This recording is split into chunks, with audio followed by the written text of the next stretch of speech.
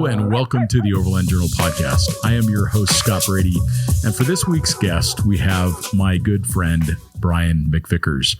Brian and I have known each other coming on 20 years now, and we've been working together for over 15 years. Brian is the Overland International Chief Business Development Officer, but he is also an extremely well-traveled individual. Brian has cast off the bowlines and he's sailed for years with his wife, Amy. Brian and I crossed the Pacific together on the Kailani expedition. Brian's been along with me during Expedition 7 on our trip also up to Tuktoyaktuk with AEV, crossing the Altar Desert, a bunch of different adventures. Brian has a really interesting life story, and one of the things that's most encouraging about his story is how his relationship with his wife has been such a cornerstone of his adventures. Amy is an incredible adventure traveler in her own right, and it has been such a joy for me to see them travel together so successfully, including when they first met and decided to buy a sailboat, kind of sight unseen, move down to Florida, live on the boat in a marina for 2 years. But they also talk about why there was a certain point in time that they know they needed to stop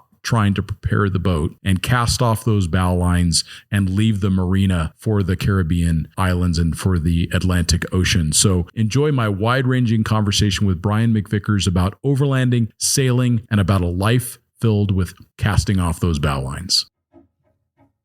This content is brought to you by Overland Journal, our premium quality print publication.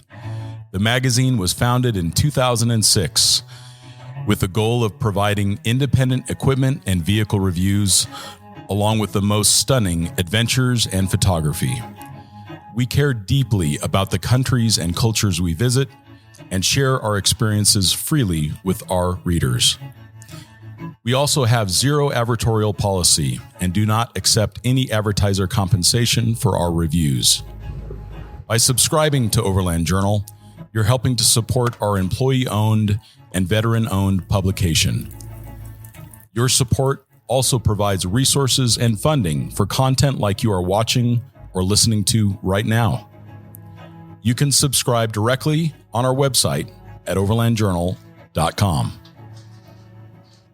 Well, Brian, man, thanks so much for being on the podcast today. We have known each other a very long time, and you're not only a dear friend, you're a business partner, and you're so well-traveled in your own right, and you've got so many interesting stories to share with the audience today. So, man, it's just such a joy to have you on the podcast. Well, I appreciate the opportunity, Scott. It was neat to get the call to be on the podcast. And then once I got here to find out you guys just wanted to talk about me was kind of strange, but I guess I'll roll with it. Yeah, it's answer the questions. It's very difficult. I resisted having myself on the podcast for as long as I possibly could until Matt and Ashley finally said I didn't have a choice any longer. Sure.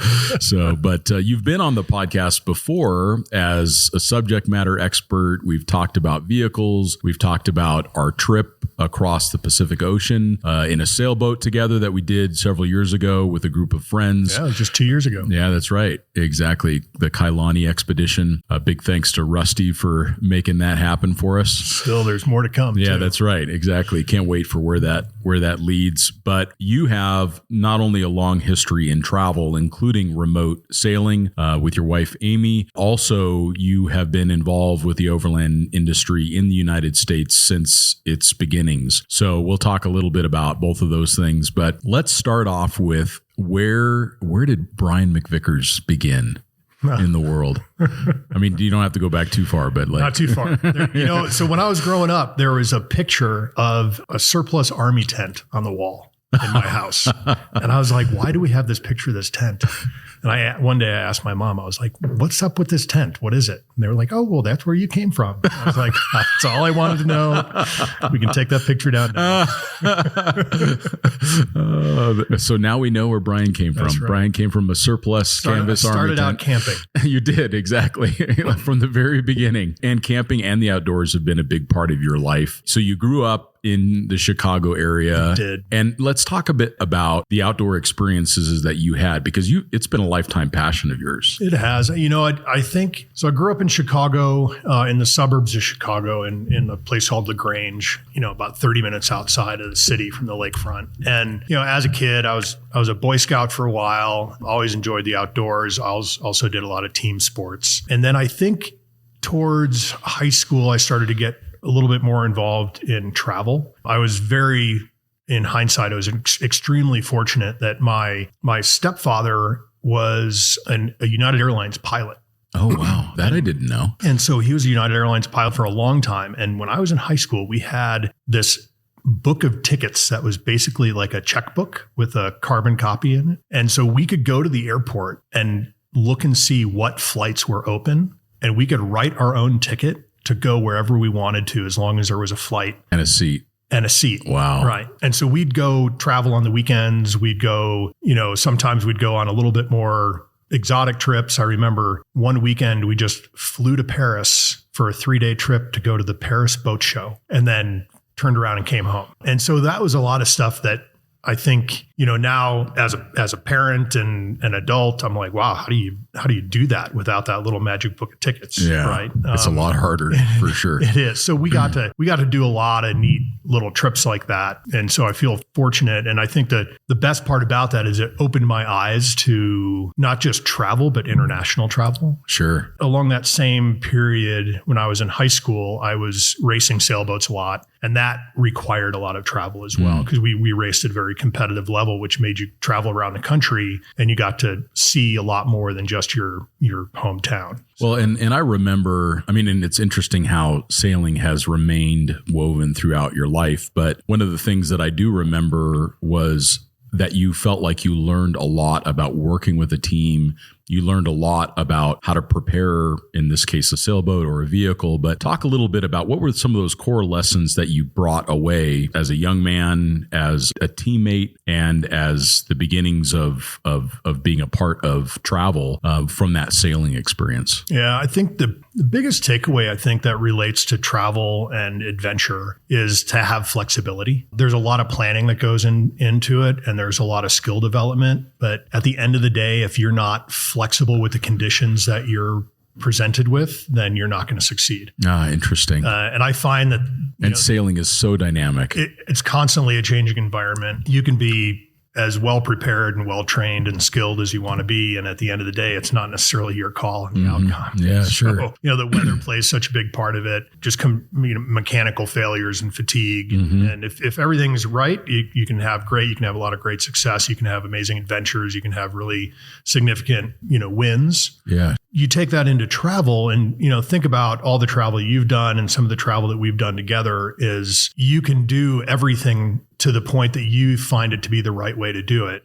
And at the end of the day, you might not get allowed to cross that border. Yeah, sure. For whatever reason, you might, have a mechanical with a vehicle, and there's so many variables that I think flexibility really plays a lot into it. It absolutely does. And then you built on top of that foundation of a lot of skill. One of the stories that, I wanted to share on the podcast was, it was not that long ago that Amy and you came to the lake, and we were sailing my little sailboat, and it's a Catalina 250 for those that are interested, but it's, you can sleep on it, and it's got a little galley, a little bathroom and everything. But the fastest that I had ever gotten that boat was 5.7 knots. And that's me taking everything that I had learned crossing the Pacific, and listened to you and listened to Rusty and listen to Kevin and these guys, these incredibly experienced sailors, everything that I could do to get that boat to 5.7 knots. And you came out, and I remember just how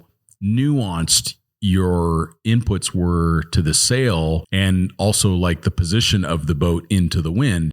And the next thing I know, I think we hit 6.2 knots, as I remember, or at least 6. Up in the sixes. Yeah. What was really interesting to me is the theoretical hull speed of that boat is a little bit less than that. Yeah.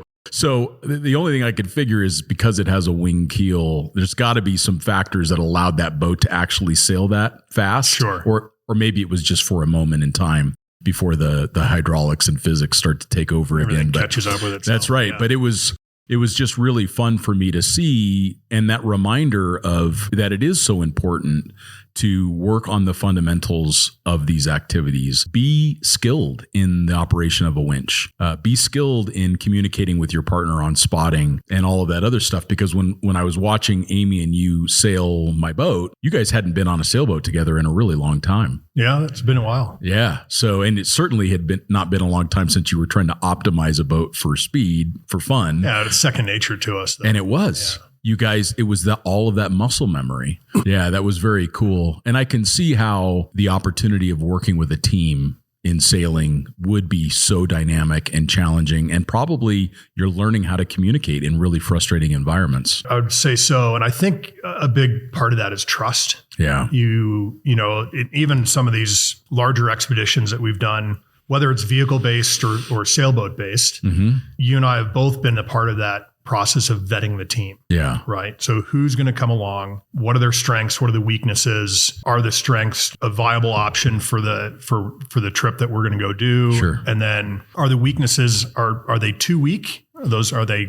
kind of that they're going to get opted out because of the weaknesses, or can you manage it? And that's where you kind of find this really great team. And not being afraid to put in boundaries in place with people that you wanted to have come along, but they're not going to work out. Yeah, you're way better off. Expectations. You're way better off just saying, you know what, it's not a good fit for you to come on the trip. I mean, and that sometimes that's like a family member, or sometimes that's a longtime friend that just hasn't proven to be reliable or a positive member of the experience. Yeah. So, but I think that trust factor in whether you're doing an expedition or a large trip by boat or by vehicle, if you trust the team and each member within their strengths and weaknesses, that makes all the difference. Yeah. I remember, when Amy and I first got married, 2000, the first thing we did is just sell everything. We bought a sailboat. We lived on it for a couple of years, and then we kind of disappeared and traveled on it for 2 years. And we had set that boat up to be single-handable by each of us. Yeah. So one person's sleeping and the other person's sailing. And this could be usually for big overnights and multi-day where you've got multiple overnights. To wake up at 2:30 in the morning on your ear, right? So the boat's heeled over and you're in a storm, and you wake up and you're completely calm about it because you trust that the other person is completely competent and trustworthy, and you have no question about what's going on. Yeah. And then to be able to fall back asleep, that says a lot about the people that you're traveling with. So we started out our marriage that way, which I think carries over to today. I see it. And I think a carryover to the overlanding thing is, if you're traveling with someone and you cannot feel comfortable closing your eyes while they're driving, sure, it's probably a good idea to adjust expectations, or they need some additional training, or you need a different travel partner. Yeah. Because it's so interesting how people drive to their own desires, not to the fact that they have a car filled with people, or at least one other person. Sure. When we're driving overland vehicles, particularly internationally or during longer trips, expeditions. I mean, I think about when I was crossing Antarctica, if I didn't get sleep, I wouldn't be able to drive for that next 12, 14 hour stint. Right. How mindful that person was really critical. I mean, can you sleep in the passenger seat with a person that's driving? Maybe ask yourself that question. So, yeah. Well, I remember when we were driving across Europe, and then and everything was great. And then I had to leave early. So I left. Yeah. You had a couple other drivers with you. Yeah. And I remember talking with you the next week, and it's a different experience. It was terrifying. Yeah. Yeah. No, it makes a really big difference. And so being able to get that rest.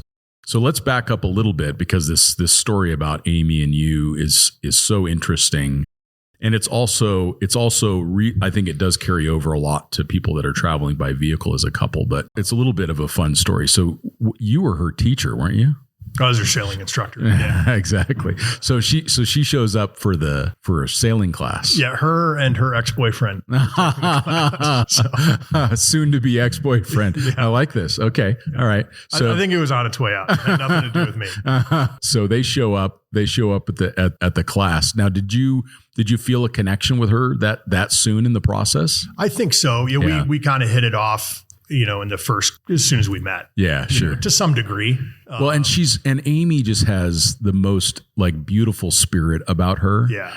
She has this infectious smile and this joy for life. And and this optimism, this enthusiasm that really it comes across. Yeah, and so do you. But I can see why she would be easy, a quick person to fall for. Yeah, we connected early on, and we were buddies for a good year and a half. We'd go on dates with other people and then tell each other how horrible dating was. Yeah, sure. We were hanging out, go shoot pool, and drinking buddies for a good year and a half before we ever kind of realized that we should it was right. Yeah. It was right in front of us the whole time. Sure. Well, sometimes at least guys are slow learners. So. Yeah, a little slow. Oh, well, and it's just such a neat story. And I've been able to, since I've known you guys for, we were talking about it this morning. It's about 18 years that I've known you. 2006, 2005, maybe. I think the expedition. It was even earlier than that because Expedition Trophy. It was even before I started Expedition Portal because we were both part of the same Land Rover. It was the Arizona Land Rover Club. That's right. We were both and that was before I even started Expedition Portal. I put out, and they had a chat board or an email or something. Right. And I've always had a very competitive nature, whether it's be with kind of team sports or ball sports or sailing or whatever it was. And I remember having this Land Rover as a Discovery 2 in 2001. We'd go out and explore, but I was kind of getting bored with that part of it. Sure. And I remember putting out this, plus you go on the groups are great, but you go on these trail runs and everybody's going 2 miles an hour, looking at every rock before they crawl over it. And it was just it was a long day, and sure. I was looking for something else. And so I actually put out to everybody like, hey, we have these incredibly capable trucks. Is there anything competitive that we can do with them? And you had responded that, hey, by the way, I'm putting together this, it was the Expedition Trophy. Right. And it was the very first one, and you would drop a coordinate out in the middle of the BLM land. That was the best part of it. And the number of people who never made it because they could never find their way. And I remember I think it was that first one. It was on Wickenburg out on the wash somewhere. Sure. And there was this huge cliff that had to be 300 or 400 feet tall that dropped down to the river. And I followed the coordinates and I wound up at the top of the cliff. Yeah. Looking down at the camp. I would do that intentionally just to mess with people. And then it was like another 3 hours to figure out how to get down to where you guys were. So I loved those events. And I think that's the first place we really started hanging out. That's right. For sure. We had met briefly when you bought my grandpa's welder before that. The Lincoln Red Box. That's right. Exactly. Right. So Amy and you get together. And how did that conversation go? I mean, there's got to be so many people listening that would love to wildly change their life. How do you go from both having basically corporate jobs to we're going to sell everything or move? We're going to move on to a sailboat? Yeah. I mean, how did that all go down? So I think the easiest way to do it is kind of be in your early to mid 20s. Yeah, sure. Or you got to be much older. Or you got to be a little bit older and well sorted out. I mean, I think about, because we're looking at doing that it's like, okay, what do we do once the kids are kind of through college and things like that? And, and that's not that far away. Not that far. And so we're scratching our heads and it's like, so what's the next chapter? But back then we kind of looked at everything and we didn't know how long it was going to take. The original intent was to circumnavigate. We got married and we said, well, what are we going to do? Do you want to move out to the suburbs and buy a house and have kids and, or do you want to stay in the city and buy a brownstone, which you couldn't even afford? But the idea of just what are you going to do next, right? We came up with this harebrained idea of let's sell everything that we own.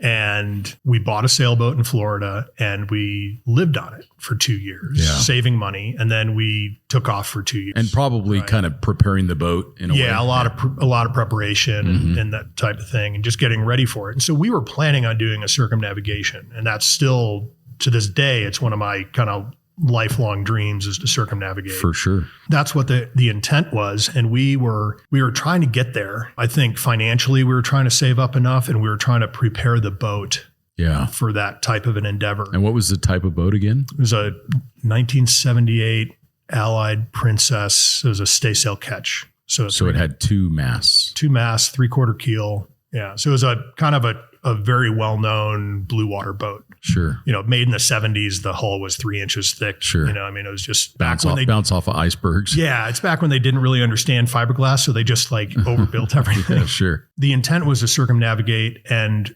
after being in that environment of preparation, we were living in a marina where we saw it was like the place that dreams went to die. They made the first step, but yeah, they're there and everybody had their story of what they were going to do, but nobody was doing. And so one day we just kind of woke up and we said, we're out of here. We didn't care how much money we had. We didn't care what project we thought we still needed to do on the boat. We basically just, I think we woke up, we called our family and our jobs and said, you got a week and we're out of here. And then we just left. And I would say a lot of that probably correlates to a sailing adventure, any adventure, a backpacking adventure, a bicycling adventure, really an overlanding adventure, anything that you're going to go do where you're going to completely step away from your day to day for a long period of time. You have to get to a certain point where you have some comfort in what you're doing. Yeah. But you're never going to be fully prepared. Yeah, that's the problem. And so if you can find a point where you can admit to yourself that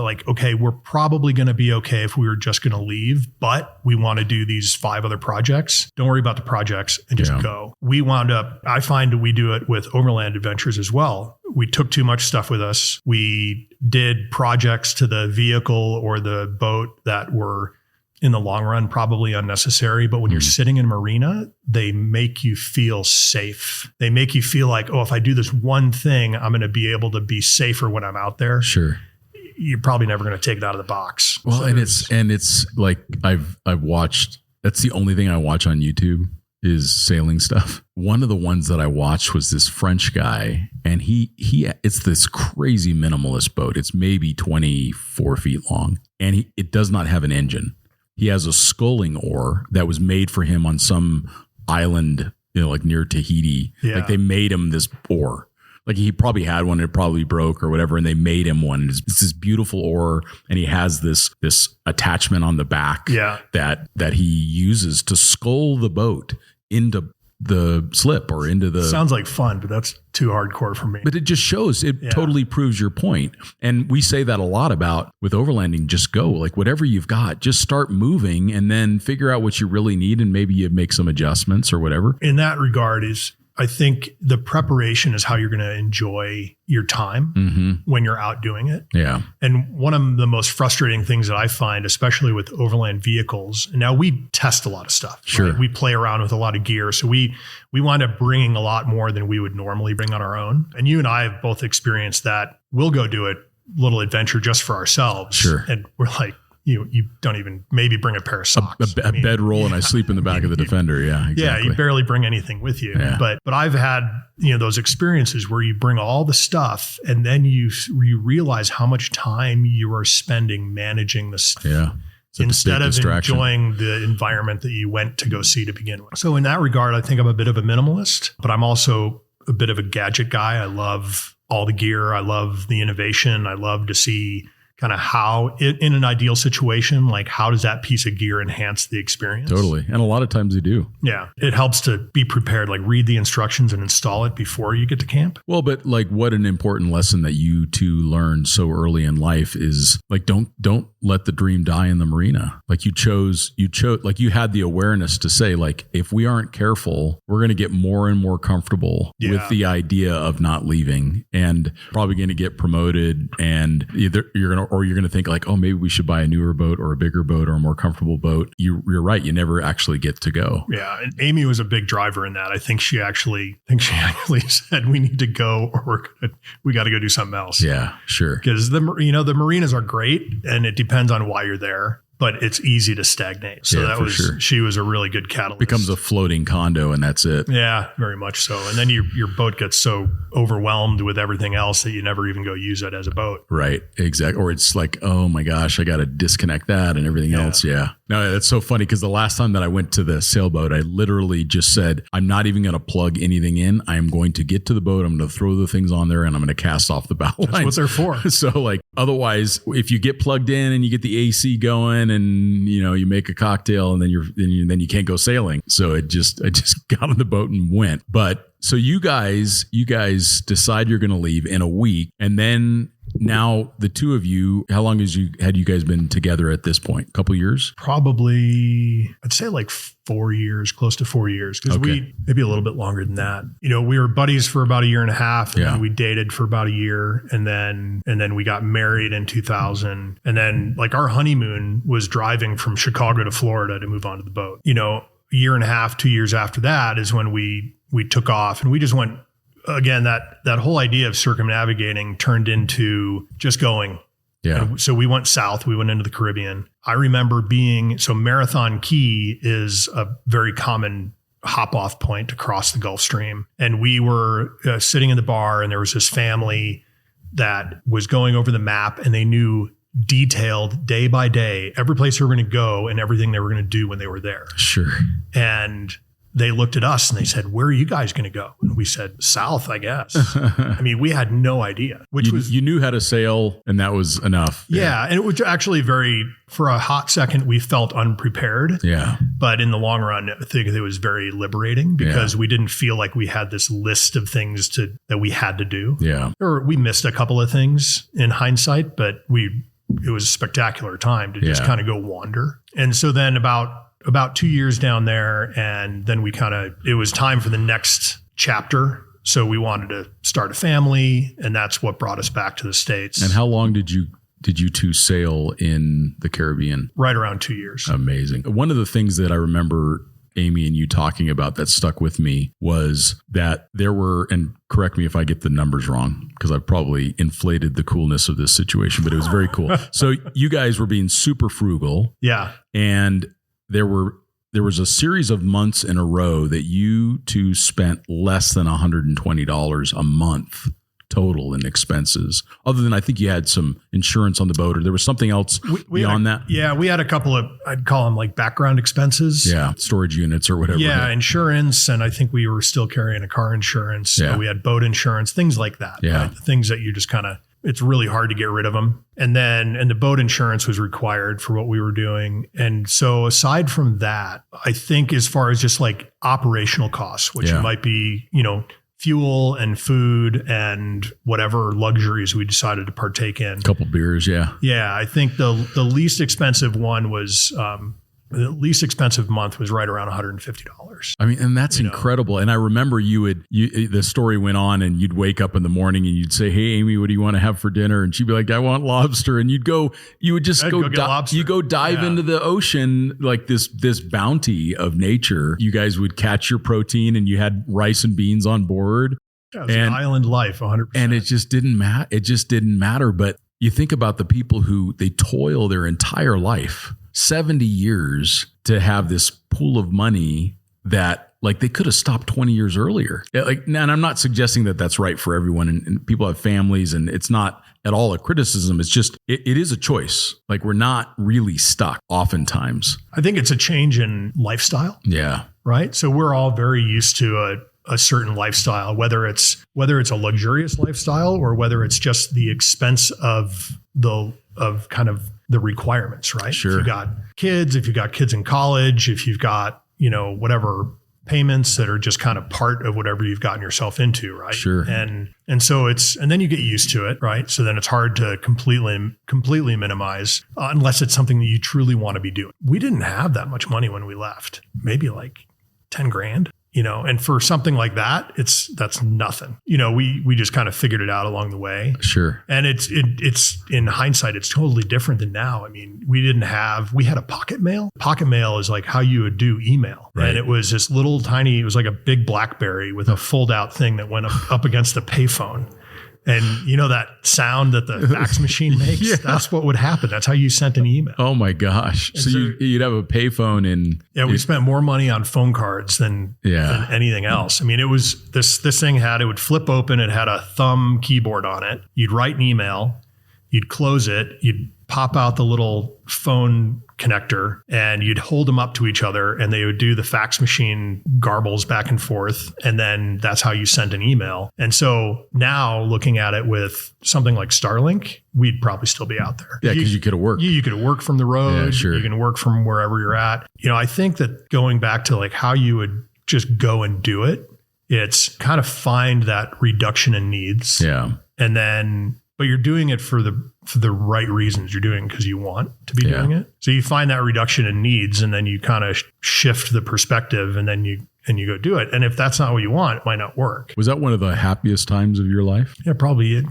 I mean, it's 20 years and I still talk about it, or 30 years, whatever it is. Yeah. And I think because Matt Scott talks about a similar thing when Laura and him drove around Australia, and it was like they had the least amount of money they've ever had in their life, and he had never been happier. Yeah. So it's just like, boy, it's just such a tough lesson to learn. It is, but I mean, and you guys know that now. And we do, and we'll figure out how to get back to it. Yeah. But right now but that's another thing that I so respect about you, Brian, is that when Amy and you decided to have children, and like very soon after you had both kids, I mean, you guys were a regular part of my life. So I've seen your kids grow up, and I've seen the quality of parents that Amy and you are. I have never once seen you guys make a decision that wasn't fully vested in the success of your children and the happiness and the safety and the care of your kids. And that is a huge sacrifice. Like you've literally said, this is now the most important thing in my life. And the idea of going sailing or living on $120 a month, it doesn't fit with what is now the most important thing in your life. Yeah. Well, they're great kids, and they're amazing kids. I feel very fortunate that I think we have an amazing family. Yeah. And that helps. Yeah. There's a lot that is the new priority. And things are going great. Both kids are successful and they're amazing. My daughter just went into college, and my son's a junior in high school, and they're both, 4. What is he? 6'4", 220 pounds senior, junior. I don't even know. A little bit different. Yeah, he's a junior. So he's 16 years old. He's he's about 6'4". I think he's right at 6'4", and he's about 180 pounds. That's crazy. And so he's succeeding at everything he does. Yeah, he's crushing it. 4.0 kid, and mountain biking and everything else. Yeah, he's wicked fast on a mountain bike. Our daughter Charlie, she just went into her freshman year of college. She got a partial scholarship. She's 4.0. I mean, everything is just kind of going really well. But that's because Amy and you made that a priority. Well, they do a lot of hard work on their own. Yeah, I mean, we've always kind of said, well, let's do whatever we can to facilitate the opportunity, make the opportunity available. Sure. And if they want to take it and run with it, they can. Yeah. And that's what they've chosen to do. Yeah. They're both super driven. Yeah. Let's move on a little bit now.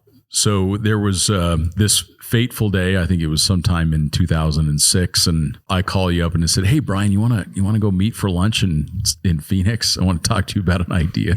We went to the sushi broker. We did. Yeah, that's right. In North Scottsdale, I think, something like that. And we met up for lunch, and we talked about this crazy idea called Overland Journal. I remember that. Yeah. It was you and Chris Marzoni. That's right. We were trying to figure out who we were going to bring on in the business development role, because I knew that was so important. I mean, it was something that I learned really early on in business is to never underestimate the importance of really talented business development people, and then to pay them the most that you can possibly afford, because they're such a critical piece of an organization. So I knew that role was going to be the most critical role that we had with a new fledgling business. And you were employee number one.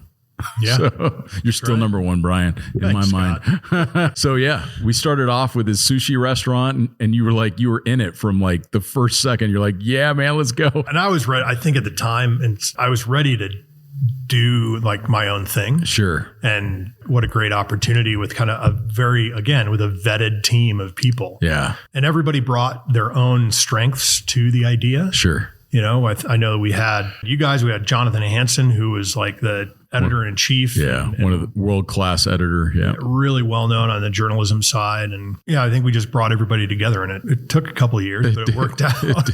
It did. Yeah, it was mostly terrifying in the beginning, but we kept working our way through it. And you were still working full-time for the first couple years, but then you, at some point in time, you decided it was time to come to Prescott. And I think, what year did you guys move up here? 2011. We moved up here in 2011. Yeah. But I think I probably went full time, all in on around 2009. Yeah, so we had started, I think that original conversation was 2006. Yep. Published the first issue spring 2007. In 2007, 2008, I was working for a full service marketing firm, ad agency down in Phoenix. Yeah. In every definition of the term, I was moonlighting Overland Journal. We all were, I think, at the time. For sure. And yeah. the agency that I worked for was really pigeonholed into high-end real estate development. And that's what we were doing. So 2008 came along. Oh yeah. That was a bad time. Bad time for real estate. But we were kind of at the high end of the spectrum, right? So we were doing these big private real estate developments from scratch.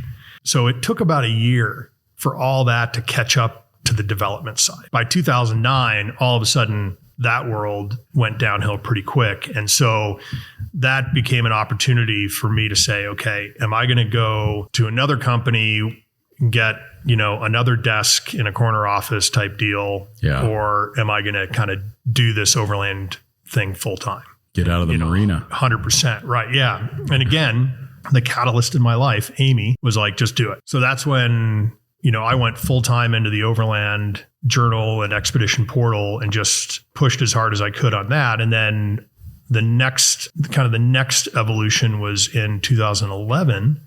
Amy was graduating from her master's degree. As part of her master's degree, she had to stop working and do this like 3 or 6 month internship. So she did that. And then after she was done with the internship, and it was really this, as part of her master's degree, it was an experiential practice of an internship. And after that, she had this opportunity of, does she go back to the job that she had before, or she kind of had a clean slate? So that's when we decided. We were living in Phoenix, which neither one of us really enjoyed Phoenix. Sure. So that's when it's an acquired taste for sure. I don't know how people do it, but that's when we moved up to Prescott. And then I think that was really good for all of us. I think that was kind of another shot in the arm. It seemed like it, because we were all in the office every day or immediately accessible to the business really grew at that point, because then we had the whole kind of dream team all firing on all cylinders. Yeah. So then you've done some really interesting trips since you started working with us. So I think back on one of the first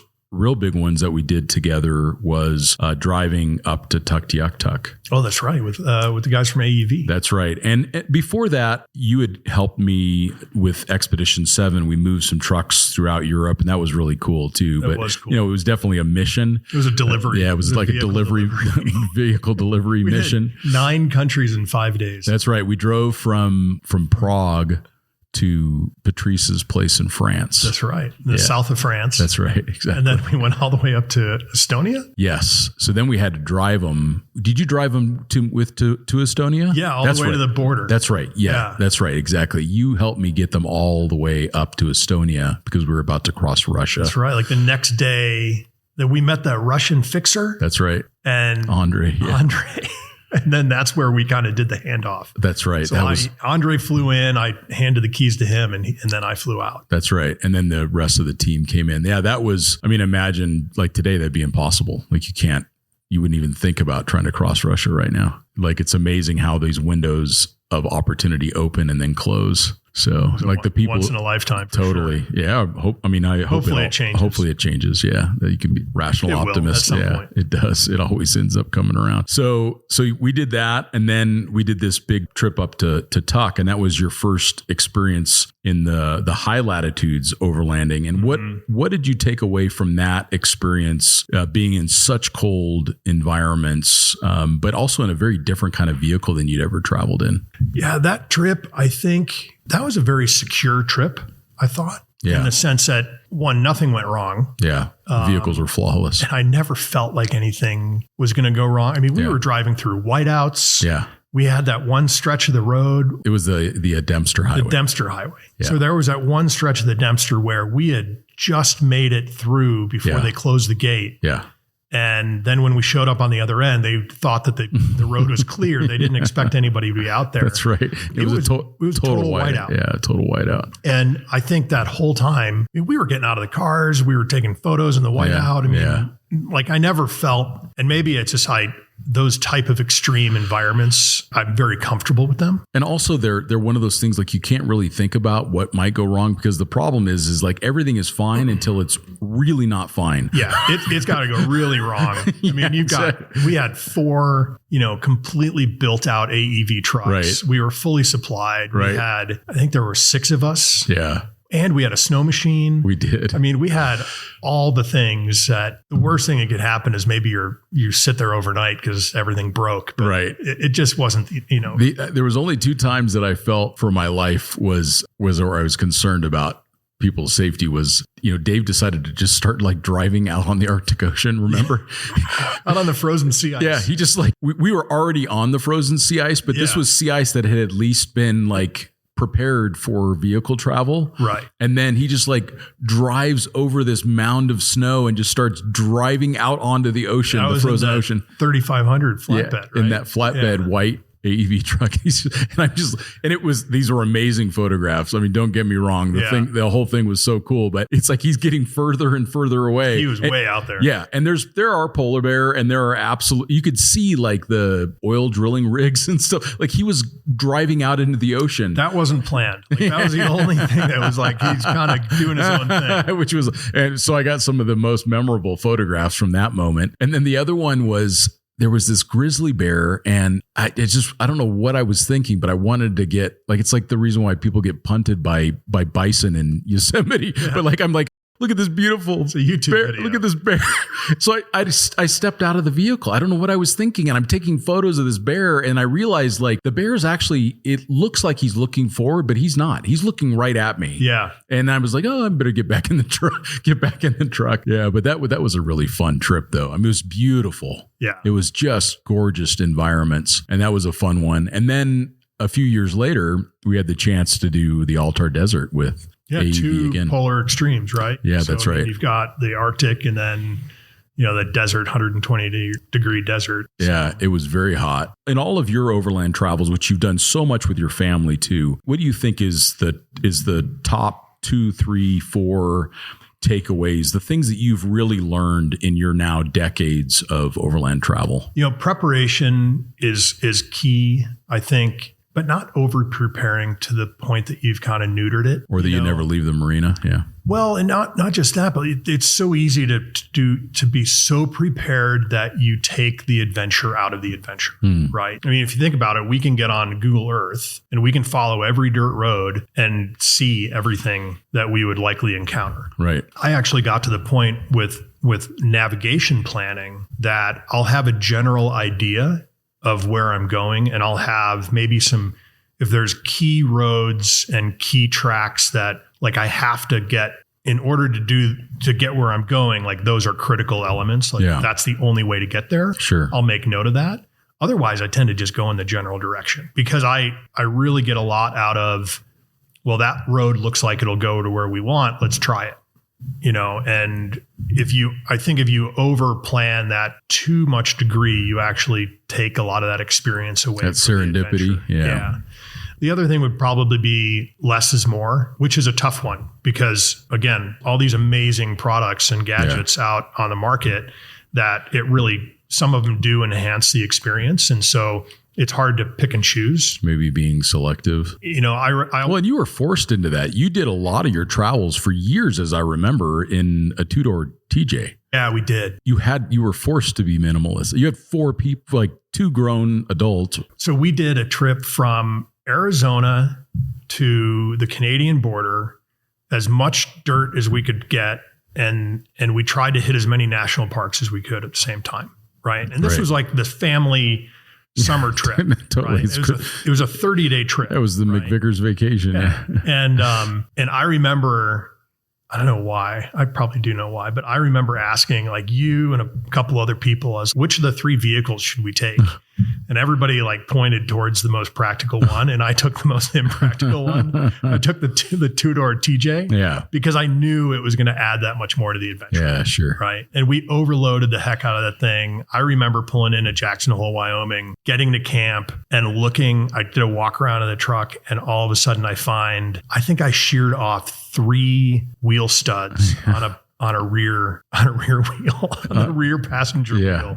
I lost 3 wheel studs because we were so overloaded. Yep. I don't know how we didn't die or crash or what, and then I went back into town. I left the family at camp and I went back into town. I found a hardware store. I found the appropriate like grade 8 bolts because they weren't the press in. It was a Yukon. Oh, sure. It's a Yukon axle hub assembly. So they were actually threaded bolts. They weren't just like pressed in wheel studs. Interesting. And that might have been why they broke. That could have been. Because wheel studs are very specific metallurgy to them. Yeah. So I got these grade 8 bolts from some hardware store and I sat under a shady tree and I changed those wheel studs out myself on the side of the road. Amazing. It took forever, but I figured it out. And I think that trip added a lot to the planning and preparation where that fine line of over preparing or being underprepared or being overloaded and still having an adventure. Mm-hmm. I remember somewhere in,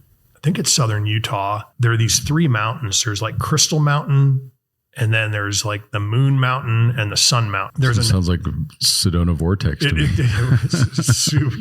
It's way out there. Literally. There's a national park. I don't remember any of the names right now, but there's a national park. And then just north of that, you take this dirt track that I remember Amy and I looking at each other and then looking in the back seat at the kids and then kind of questioning whether or not this was a good idea. And we just still went and did it. Right. Yeah. We were incredibly remote. Yeah. And this vehicle, this little TJ, family of 4.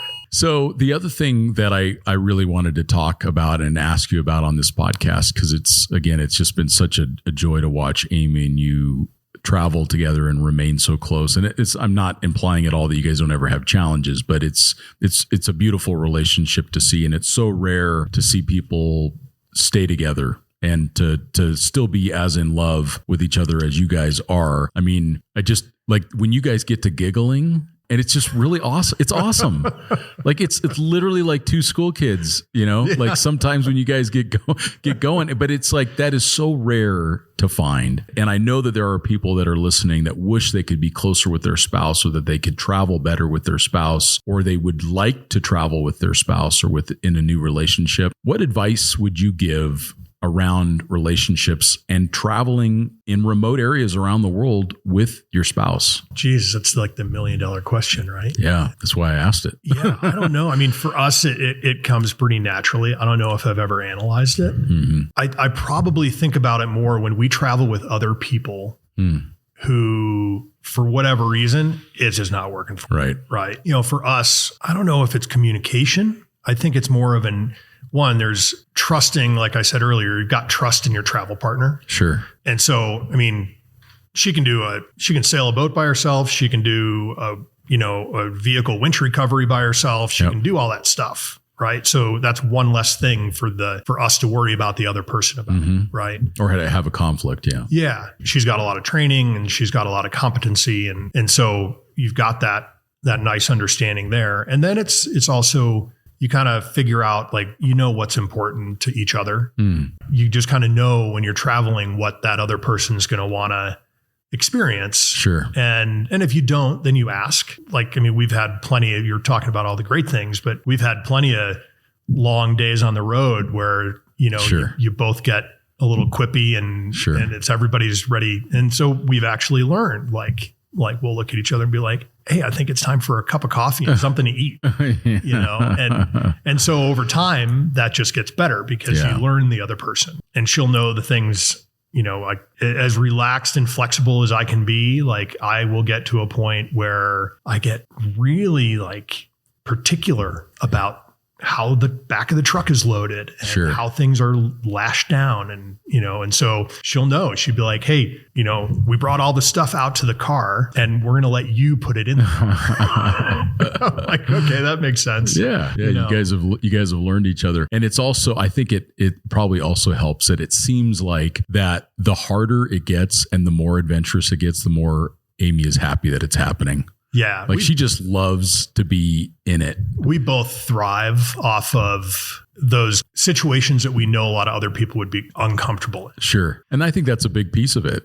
When you trust the person that you're with and you know that they're also in it for the adventure, no matter what you're coming up against. That's pretty empowering, I would think, for a couple. Yeah. And I think, as far as you ask keys or advice or something like that, and not that I'm in a position to dictate anything, but I think the more you're able to understand, whether it's with your spouse or another travel partner or with your buddy, whatever it is, for everybody to understand what the objective is.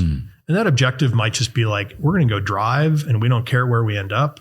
That objective might be there's a specific point on the map that we're trying to get to. The objective might be, hey, we want to drive in the deep sand. Yeah. Whatever it might be, if everybody kind of has an idea of what is important to the other people involved and then what their preferences are. Sure. And then to some degree, what makes them very uncomfortable and what makes them, very joyous. And then you can avoid those discomforts, throw them in on purposefully in an opportune time. Yeah. You can kind of help manage the situation. And that goes both ways, right? Yeah. That's for everybody involved is trying to help the others kind of have the best experience that they can. No, I've seen that. And you do that not only with Amy, but you do that with your kids. And it seems like that they do that for you too. But what a joy to have had decades of that kind of partnership with your wife. And then now coming up on decades of travel with your kids and to see that they're into it, that they enjoy the adventure of it. Well, they do. That's been an interesting path because there was a time none of the kids didn't want to get in the car. Yeah. They didn't want to go. We joke with Max because something happened in his childhood. We don't know when and where, but something we did, I'm sure, is if you say, hey, Max, do you want to go on a hike? He's absolutely against it. He doesn't want to go on a hike. But so we've had to say, hey, do you want to go on an adventure walk? And he's like, yeah, that sounds great. So it was one of those hiking things. PTSD. Yeah, some hike. He didn't get to be the group leader or something. I'm not sure. And then Amy really doesn't enjoy the cold. I know if we're going to go do something in the cold, then we just make sure that she's got an extra layer, an extra set of gloves. Got all the good gear. All the good gear. She doesn't like the cold, but she loves to ski. Yeah, so, you figure out how to do it. Yeah. Thank goodness for modern equipment. That's right. Yeah. Oh, that's awesome, Brian. Any advice that you would give, people coming new into overlanding, or even a person who wants to start a new business in overlanding? What are some pieces of advice that you give from all of these years of experience that you have? I'd say if you're, getting into overlanding, use what you've got and just go do it. There's no real right or wrong way to do overlanding. Overlanding is essentially, it's vehicle supported adventure. Yeah. We can't tell you what that adventure part means. Yeah. Right. And if that means that you're going to go, down the forest track and go bird watching, well, that's fair. Yep. Right. And if that means, hey, I'm going to drive to the most remote point on the earth that I can access. Sure. That's fair too. Sure. Right. And then you've got everything in between. I think it's really easy for people to get intimidated by either overlanding or any new sport or activity that they're going to get involved in. Sure. And if you can kind of lower those barriers of there's no absolute right or wrong way to do it. Yeah. And the easiest way to do it is to use what you've got, use the vehicle you already have, use the equipment that you already have and go do it. Go do whatever your version of it is. Yeah. And then from there, if you want to evolve into the activity, you can start to identify what was easy, what was hard. Where do I think I need improvement, whether it's through your own training as a driver or as, whatever it is. If you need more medical training, if you need more, you can get trained on anything. Sure. Right. So if you need more training or if you need different type of equipment, you'll figure that out as you go. Yeah, you figure it out. I'm saying just go with what you've got. But if all you've got is a sweater and you go into a monsoon environment, well, you're going to figure that out. But don't prevent it from letting you go. Yeah, right? For sure. Oh, that's great. That's great advice, Brian. And then from the business standpoint, I think, nowadays there's so many things out there in the marketplace and there's so many different versions of them. My advice would be to, do your homework, study the environment a bit, the business environment and kind of the consumer environment, and try to find a hole that hasn't been addressed yet. Find a need that hasn't been addressed yet. We've got plenty of the same thing with a different colorway or a different logo on it. It all comes in on the same container from China. It's all coming from the same place. I mean, we've got plenty of that. But if you can find a way to fill a need and provide a solution, your path to success is going to be much faster. Yeah. And it's interesting, like even like unique componentry modification to the Starlink. He's made himself a tidy little business, providing a need that like it was a genuine need. Not a lot of customers. When people get, I mean, I'm a customer and I could not be more thrilled. He literally created something that didn't exist. And now I've solved a problem that I had as an overland traveler. And it's this perfect little business that he runs out of Big Bear, California. And so it probably feels a bit niche, but I think that there's more people that could use that product than know about it. No question. Right. So the more people that know about it, the more that's going to take off. Yeah. And he focused on making something great. And I love that quote. It's actually a Steve Martin quote, but it's be so good that they can't ignore you. There you go. So if you start off with making great products that like you said, really meets the needs of a customer, people will not be able to ignore you. They're going to talk about you. And then there's lots of other ways to amplify that message. But Brian, man, it's been such a joy to have you in my life for these last multiple decades. You and Amy both, and your kids. It's been not only the adventure of seeing the world many times together, but it's also been the adventure of building a business that we are proud of, and that serves our community. We're an employee-owned business. You're one of our partners. You're one of the owners of the business. And I'm so grateful that we got to get to this point after that sushi lunch many, many years ago. But we thank you all for listening. And remember that it's so important to cast off those bow lines and to leave the marina and go out on your own adventure. Thanks, Brian. You bet. Take care. All right. Thank you.